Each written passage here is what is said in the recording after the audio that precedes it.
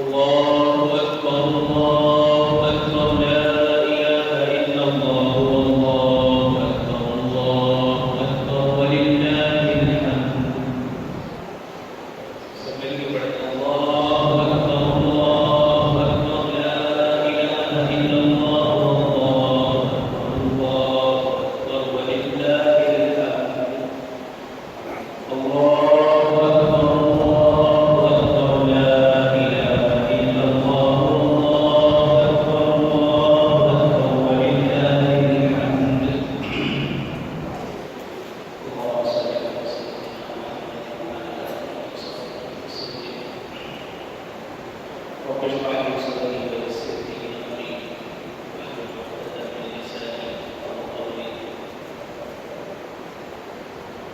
الحمد الله الحمد لله رب العالمين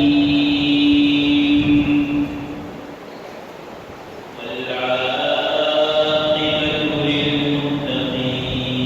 للمتقين والصلاة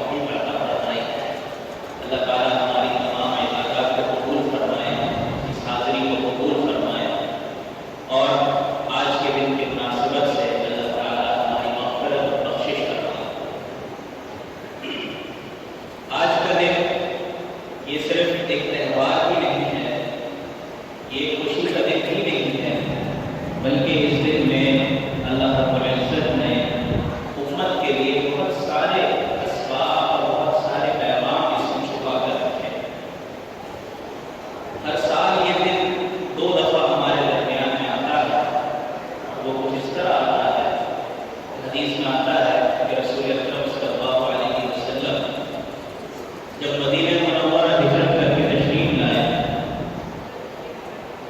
تو آپ صلی اللہ علیہ وسلم نے ایک دن دیکھا کہ مدینے والے شہر سے نکل کر کسی میدان کی طرف جا رہے ہیں. رسول اکرم صلی اللہ علیہ وسلم نے دریافت کیا کیا معاملہ ہے، آج لوگ کہاں جا رہے ہیں؟ تو ان لوگوں نے جواب دیا کہ اللہ کے رسول صلی اللہ علیہ وسلم ہم زمانہ جاہلیت سے ان دنوں میں کچھ کھیل کود کرتے ہیں، کچھ کھیل تماشے کرتے ہیں، خوشی مناتے ہیں، تو ہم اسی مناسبت سے جا رہے ہیں. رسول اکرم صلی اللہ علیہ وسلم نے ارشاد فرمایا کہ قد أخبركم الله هذان اليومان من يوم الفطر ويوم الأضحى کہ اللہ تعالیٰ نے جو تم 2 دن خوشی مناتے ہو، ان 2 دن کے بدلے میں اللہ تعالیٰ نے اس سے بہتر تمہیں 2 دن عطا کر دیے ہیں، ایک یوم عید الفطر اور ایک یوم عید الاضحیٰ. یہ 2 دن اللہ تعالیٰ نے عطا کر دیے. اور یہ 2 دن کیا ہے؟ یہ 2 دن اللہ تعالیٰ کی طرف سے خوشی کے دن اور مسرت کے دن. عید کا معنی ہی یہی ہے کہ وہ دن جو خوشیوں کے ساتھ دوبارہ سے پلٹ کر دوبارہ سے لوٹ کر آئے. اللہ رب العزت نے رمضان کا مہینہ ہمیں عطا فرمایا، قرآن کریم میں فرمایا وَلِتُكْمِلُوا يَا أَيُّهَا الَّذِينَ آمَنُوا كُتِبَ عَلَيْكُمُ الصِّيَامُ. رمضان میں کیا کرنے کا حکم دیا؟ روزے رکھو. پورا مہینہ ہم نے روزے رکھے. پھر ہم میں سے کچھ لوگ بیمار ہو گئے، کچھ لوگوں کو سفر درپیش ہوا، اور روزے رکھنے کا مقصد کیا فرمایا؟ لعلکم تتقون، تاکہ تم تقوی والے ہو جاؤ، پرہیزگار بن جاؤ، خوف خدا تمہارے دل میں آ جائے، گناہوں سے دوری تمہارے اندر پیدا ہو جائے، اللہ والی زندگی تم اختیار کر لو. یہ مقصد تھا اس ایک مہینے. اور جب یہ ایک مہینہ پورا ہو گیا، اب اللہ تعالیٰ فرماتے ہیں وَلِتُكْمِلُوا الْعِدَّةَ کہ جس کے کچھ روزے رہ گئے بیماری کی وجہ سے، سفر کی وجہ سے، کسی اور شرعی عذر کی وجہ سے، وہ کیا کرے؟ بعد کے دنوں میں ان روزوں کو قضا کر کے مکمل کرے. اور دوسرا کام کیا کرے؟ وَلِتُكَبِّرُوا اللَّهَ عَلَىٰ مَا هَدَاكُمْ، اللہ کے نام کی کبریائی کو بلند کرو، اللہ کے نام کو پکارو، بلند کرو. اس بات کی وجہ سے جو کچھ تمہیں ہدایت کی گئی ہے، یہ جو دین تمہیں دیا گیا ہے، یہ جو ہدایت تمہیں دی گئی ہے، اس کے شکر ادا کرو. اس کی شکر کے طور پر اللہ کا نام بلند کرو. لعلکم تشکرون، شاید کہ تم شکر گزار بن جاؤ. تقوی والے بن گئے ہو تب شکر والے بھی بن جاؤ. تو یہ بطور شکر کے ہم یہاں پر مسجد میں جمع ہوتے ہیں، عیدگاہ میں جمع ہوتے ہیں اور عید کی نماز ادا کرتے ہیں. اور یہ عید کیا ہے؟ عید دراصل یوم محاسبہ ہے، اپنا احتساب ہے کہ پورا مہینہ ہم نے کیا کیا. میں نے رمضان میں بیان میں کہا تھا کہ حضرت ابو الفضل رحمہ اللہ تعالی فرماتے ہیں کہ جب رمضان کا مہینہ آنا ہوتا تھا، اس سے 6 مہینہ پہلے ہم یہ دعا شروع کر دیتے تھے کہ اللہ ہمیں رمضان کے مہینہ آنا فرما دے. 6 مہینے ہم یہ دعا کرتے تھے. اور جب رمضان کا مہینہ چلا جاتا تھا، ہم سے رخصت ہو جاتا تھا، تو اگلے 6 مہینے ہم یہ دعا کرتے تھے کہ اللہ یہ رمضان کا مہینہ ہم سے گزر گیا ہے، یہ مہینہ ہم سے قبول فرما دے.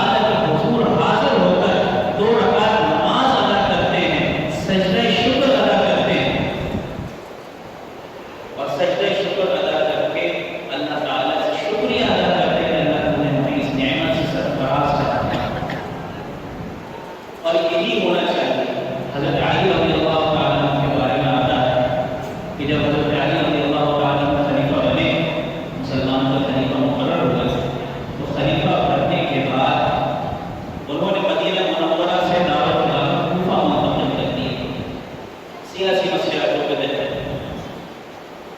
اور انتظامی مسالے کے تحت جب کوفہ میں چلے گئے تو ایک روز کوفہ میں نکلے، بازار کی طرف گئے تو دیکھا کہ کوفے والے کیا کر رہے ہیں، وہاں کے مرد عورتیں بوڑھے بچے سب زرق اور لباس پہن کر ایک طرف جا رہے ہیں، وہ بھی خوشی منانے جا رہے ہیں۔ تو پوچھا کہ یہ لوگ کون ہیں، کہاں جا رہے ہیں؟ کہا کہ یہ ایک میدان کی طرف جا رہے ہیں اور آج ان کی خوشی کا دن ہے، آج ان کی عید کا دن ہے، یا آج عید کا دن منانے کے لیے جا رہے ہیں۔ تو پوچھا اچھا یہ عید کا دن ہے؟ فرمایا کہ ہمارے لیے تو عید کا دن، خوشی کا دن وہ ہے کہ جس دن ہم اللہ تعالیٰ کی کوئی نافرمانی نہ کریں، وہ ہمارے لیے عید کا دن ہے۔ اس لیے مومن کی زندگی کا ہر وہ دن عید کا دن ہے جس دن اس سے کسی قسم کا کوئی گناہ سرزد نہ ہوا۔ اس لیے ہمارے اکابرین فرماتے ہیں کہ مومن کی زندگی میں اگر سنت داخل ہو جائے تو اس کی مومن کی زندگی کا ہر لمحہ ربیع الاول ہے، اور کوئی دن ایسا آ جائے جس کو اس سے کوئی گناہ سرزد نہ ہوا ہو تو وہ دن کیا ہے؟ مومن کے لیے عید کا دن ہے۔ چنانچہ مسلمانوں کے یہاں علامہ سید سلیمان ندوی رحمۃ اللہ علیہ سیرت النبی صلی اللہ علیہ وسلم میں تذکرہ فرماتے ہیں کہ عید کا دن مسلمانوں کا ایسا شعار ہے کہ جس دن مسلمان جب کٹے کی صورت میں، مجمع کی صورت میں کیا کرتے ہیں، عیدگاہ کی طرف نکلتے ہیں، اور عیدگاہ کی طرف نکلنے کے بعد وہاں پر 2 رکعت نماز ادا کرتے ہیں، تکبیر بلند کرتے ہیں۔ تکبیر کیا ہے؟ اللہ اکبر، اللہ اکبر، لا الہ الا اللہ، اللہ اکبر، اللہ اکبر وللہ الحمد۔ یہ تکبیر بلند کرتے ہیں۔ محدث اعظم حضرت شاہ ولی اللہ محدث دہلوی رحمۃ اللہ علیہ فرماتے ہیں کہ شریعت کے جو مقاصد ہیں ان مقاصد میں ایک مقصد یہ بھی ہے کہ مسلمانوں کا ایک اجتماع ہو، جہاں پر تمام کے تمام لوگ اللہ تعالیٰ کا شکر ادا کرنے کے لیے جمع ہوں، جس سے دنیا پر یہ ظاہر ہو کہ مسلمانوں کی تعداد کتنی ہے اور اس سے مسلمانوں کی شان و شوکت ظاہر ہے۔ اور عید کی نماز کی حکمت کیا ہے، عید کے دن کے اجتماع کی حکمت کیا ہے؟ عید کے دن کے اجتماع میں سب سے پہلا کام کیا ہے کہ عیدگاہ آنے سے پہلے صدقۃ الفطر ادا کر دیا جائے، کہ صدقۃ الفطر ادا کر کے پھر عیدگاہ آیا جائے۔ کہ اس دن کیا ہوتا ہے کہ جو امیر ہے، غریب ہے، فقیر ہے، بادشاہ ہے، آقا ہے، غلام ہے، یہ تمام کے تمام ایک صف میں کھڑے ہو جائیں، ایک جگہ جمع ہو جائیں، اور ایک جگہ جمع ہو کر کیا کریں؟ اللہ تعالیٰ کا شکر ادا کریں، اور اللہ تعالیٰ کا شکر ادا کرنے کے بعد یہ ظاہر کریں کہ ہم میں سب کے سب کیا ہیں، ایک دوسرے سے برابر، ایک دوسرے کا احساس پیدا ہے۔ یہ نہیں ہو سکتا کہ آزاد کی سب الگ ہے، غلاموں کی سب الگ ہے، بادشاہوں کی سب الگ ہے، غربا کی سب الگ ہے۔ تمام کے تمام ایک صف میں کھڑے ہو کر کیا کریں گے؟ نماز ادا کریں گے، اور نماز ادا کرنے میں کسی قسم کی کیا ہو، کسی قسم کی کوئی تفریق نہ کی جائے۔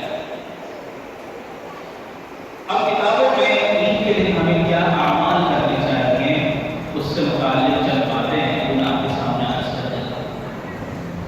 سب سے پہلی یہ چیز ہے، علماء فرماتے ہیں کہ منکرات عید کے دن کچھ ایسے کام ہیں جو اہل ایمان سے سرزد ہو جاتے ہیں، اور وہ عموماً سی عام سی چیز ہے کہ عید کے دن نماز عید کے بعد لوگ اس قسم کی چیزوں میں، اس قسم کی باتوں میں مبتلا ہو جاتے ہیں جس کا عید کے دن کو کم از کم خیال کرنا چاہیے، جس میں سب سے اہم چیز ہے کہ عید کی نماز کے بعد گھر جاتا ہے، پھر لوگ اپنے رشتے داروں میں جاتے ہیں، تقریبات میں جاتے ہیں، ملنے ملانے کے لیے نکلتے ہیں۔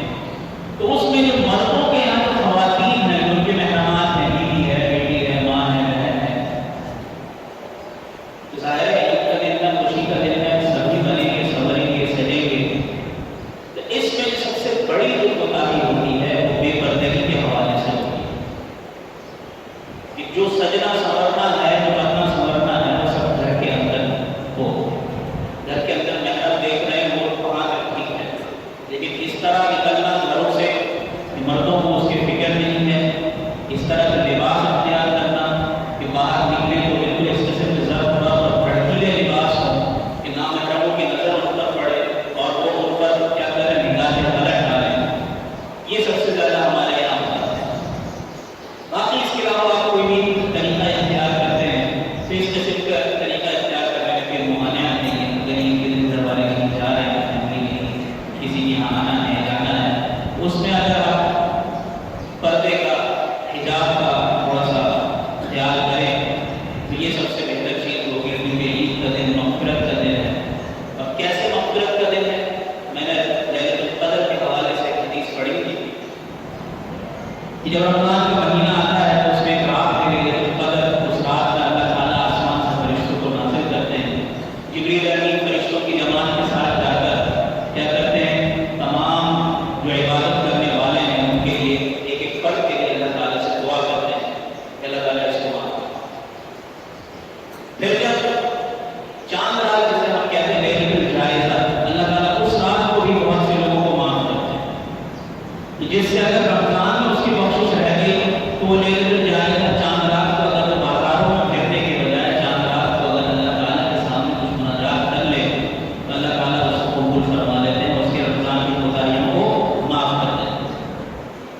تو جب یوم عید کی صبح ہوتی ہے تو یوم عید کی صبح میں کیا ہوتا ہے، یوم عید کی صبح کے دن اللہ تعالیٰ فرشتوں سے کہتے ہیں کہ میرے بندوں کو دیکھو، انہوں نے صرف اور صرف میرے لیے روزہ رکھا، میرے لیے عبادت کی اور کسی کو دکھانے کے لیے عبادت کی، اور بندوں پر فخر کرتے ہیں، فرشتوں کی مجلس میں بیٹھ کر، فرشتوں کی مجلس بلا کر اس میں بندوں پر فخر کیا جاتا ہے کہ میرے بندوں کو کمال دیکھو، میرے بندوں کی عاجزی دیکھو کہ کس طرح انہوں نے میری عبادت کی ہے۔ پھر اس کے بعد فرشتوں سے پوچھتے ہیں بتاؤ ایسے لوگوں کی جزا کیا ہونی چاہیے،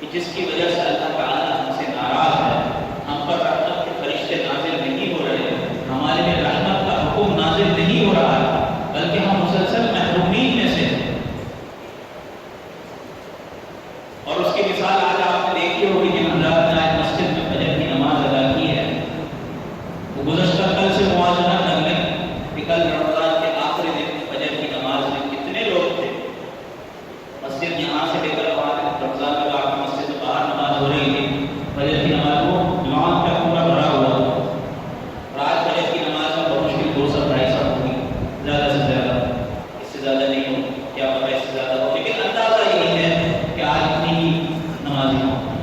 یہ ہماری بدعمالی ہے، پورا مہینے ہم برساتی مینڈکوں کی طرح، برسات ہوئی تو مینڈکوں کی طرح نکل آئے اور خوب عبادت کی، اور باقی جیسے ہی رمضان کا عید کا چاند نظر آیا چھٹی کر لی ہم نے، 11 مہینے ہماری چھٹی۔ یہ ہماری سب سے بڑی بدعملی ہے۔ اللہ تعالیٰ ہمیں ایسی بدعملیوں سے بچنے کی توفیق عطا فرمائے۔ امام غزالی رحمۃ اللہ علیہ عید الفطر کے حوالے سے ایک عمل لکھتے ہیں کہ حضرت ابو ہریرہ رضی اللہ تعالیٰ عنہ سے روایت ہے کہ جو شخص عید کے دن 300 مرتبہ سبحان اللہ و بحمدہ، بس سبحان اللہ و بحمدہ عید الفطر کے دن 300 مرتبہ پڑھ کر جتنے بھی مسلمان مرحومین ہیں، جو لوگ اس دنیا سے چلے گئے ہیں مسلمان، ان کو ایصال ثواب کرے گا، اللہ تعالیٰ ہر مرحوم کے ہر مسلمان کی قبر میں 1000 نور داخل کرے گا، 1000 انوارات داخل کرے گا، اور خود جب اس شخص کا انتقال ہوگا تو اس کی تدفین کے ساتھ اللہ تعالیٰ اس کی قبر میں بھی 1000 نور داخل کر دیں گے۔ یہ فضیلت اس کو حاصل ہے۔ اور اس کے بعد جو ایک اور چیز ہے جس کے بارے میں لوگ سوال کرتے ہیں وہ کیا ہے؟ حدیث میں آتا ہے کہ رسول اکرم صلی اللہ علیہ وسلم نے فرمایا، مسلم شریف کی حدیث ہے، من صام رمضان، جس شخص نے رمضان کے روزے رکھے، ثم اتبعہ ستا من شوال، اور اس کے بعد شوال میں مزید 6 روزے رکھے، اس کی اتباع کرتے ہوئے مزید 6 روزے رکھے، کان کصیام الدہر، گویا اس نے پورے سال کے روزے رکھے، یعنی اس کو اللہ تعالیٰ 30 روزے، 30 یا 29 روزے اور 6 روزے، کل 36 روزوں کا ثواب کیا عطا فرمائے گا؟ پورے سال کا ثواب عطا فرمائے گا۔ کیسے؟ اللہ تعالیٰ کا فیصلہ ہے کیا؟ من جاء بالحسنۃ فلہ 10 امثالها، جو شخص ہمارے پاس ایک نیکی لے کر آئے گا، اللہ تعالیٰ اس کو کتنی نیکیاں عطا فرمائیں گے؟ ایک کا کم از کم 10 عطا فرمائیں گے، کم از کم 10 عطا فرمائیں گے۔ اور تو ایک مہینہ روزہ رکھا تو اس کے کتنے مہینے کی برابر اس کو ثواب ملا؟ 10 مہینے کے برابر ثواب ملا۔ اور مزید 6 روزے، تو 6 روزوں کا اللہ تعالیٰ کتنے روزوں کا ثواب دے گا؟ 60 کا، اور 60 میں کتنے مہینے ہو گئے؟ 60 دن میں 2 مہینے ہو گئے، تو کل ملا کر 10 مہینے اور 2 مہینے 12 مہینے کا اللہ تعالیٰ ثواب عطا کرتا ہے۔ اب یہ شوال کے روزے کب رکھنے ہیں، کیسے رکھنے ہیں، اور اس میں کس چیز کا خیال رکھنا چاہیے؟ بعض لوگ یہ سمجھتے ہیں کہ شوال کے روزوں میں بات یہ ہے کہ شوال کے روزے عید کے دن تو روزہ رکھنا حرام، سال کے 5 دن ایسے ہیں جن دنوں میں روزہ رکھنا کیا ہے؟ روزہ رکھنا حرام۔ ایک تو عید الفطر کا دن، دوسرا عید الاضحیٰ کا دن، پھر اس کے بعد عید الاضحیٰ کے بعد 11 ذی الحج، 12 ذی الحج اور 13 ذی الحج، جو ایام تشریق ہیں جن میں تکبیر تشریق پڑھی جاتی ہے، عید الفطر کے دن سے لے کر کے عید الاضحیٰ کے دن سے لے کر کے یہ 4 دن اور عید الفطر کے دن، یہ 5 دن سال میں روزہ رکھنا کیا ہے؟ حرام ہے، ممنوع ہے۔ اس کے علاوہ باقی سال روزہ رکھیں۔ چنانچہ جو شخص، بعض لوگ کی عادت ہوتی ہے کہ آج تو عید کا دن ہے، روزہ ممنوع ہے، تو دوسرے دن سے ہی روزہ رکھنا شروع کر دیتے ہیں، تو بعض علماء خاصۃ امام مالک رحمۃ اللہ علیہ کا قول یہ ہے کہ جو شخص دوسری شوال سے روزہ رکھنا شروع کر دیتا ہے اس کو ایسا نہیں کرنا چاہیے، ان کے نزدیک دوسرے شوال سے روزہ رکھنا کیا ہے؟ مکروہ، کہ ابھی اس نے رمضان کے روزے مکمل کیے ہیں، ایک دن اس کے بیچ میں وقفہ دی۔ اگر کسی کی عادت ہے، وہ شروع سے اس کی یہی ترتیب ہے کہ بس عید کے دن چھوڑ دیا، باقی اس نے پہلے کہا کہ 6 روزے مکمل کر لوں، پھر ایک ساتھ ہی جو 36 روزوں میں جو میرے کھانے پینے کی کسر رہ گئی تھی وہ ساری پھر ایک ساتھ ہی پوری کروں گا، وہ ٹھیک ہے، لیکن کوئی اس کو اپنے لیے لازم نہ کرے۔ بعض سمجھتے کہ اگر 6 میں سے 3 کوئی ایک مس ہو گیا، یعنی کسی دن گیپ آ گیا، تو گیپ کی وجہ سے کہیں مسئلہ نہ ہو جائے، کہیں مجھے یہ ثواب نہ ملے۔ آپ کے پاس پورے 29 دن یا 30 دن موجود ہیں، 28 دن یا 29 دن موجود ہیں، ان 28 29 دنوں میں جب چاہیں آپ ایک ساتھ رکھیں، چھوڑ کر رکھیں، جس طرح رکھیں، اللہ تعالیٰ سے قبول فرمائے۔ اب آخر میں نماز عید کا وقت ہو گیا ہے، آخر میں آپ کو عید کی نماز پڑھنے کا سمجھا دیتے ہیں، سال دو دفعہ آتا ہے. سب سے پہلے تو عید کی نماز کی نیت ہے. نیت میں کیا الفاظ ہے؟ میں نیت کرتا ہوں 2 رکعت نماز عید الفطر کی واجب 6 زائد تکبیرات کے ساتھ اس امام کے پیچھے ہوں میرا قبلے کی طرف. اللہ اکبر. میں نیت کرتا ہوں نماز عید الفطر کی واجب نماز 6 زائد تکبیرات کے ساتھ ہوں میرا قبلے کی طرف اس امام کے پیچھے. اللہ اکبر. نیت کر کے تکبیر ہو کے نیت باندھ لیجیے. امام نیت باندھ دے گا. اس کے بعد ثنا پڑھیے. ثنا پڑھنے کے بعد تلاوت سے پہلے 3 تکبیرات کہی جائیں. اللہ اکبر کہہ کر ہاتھ چھوڑ دیں. دوسری دفعہ اللہ اکبر. تیسری دفعہ اللہ اکبر کہہ کر ہاتھ باندھیں. سورہ فاتحہ پڑھی جائے گی.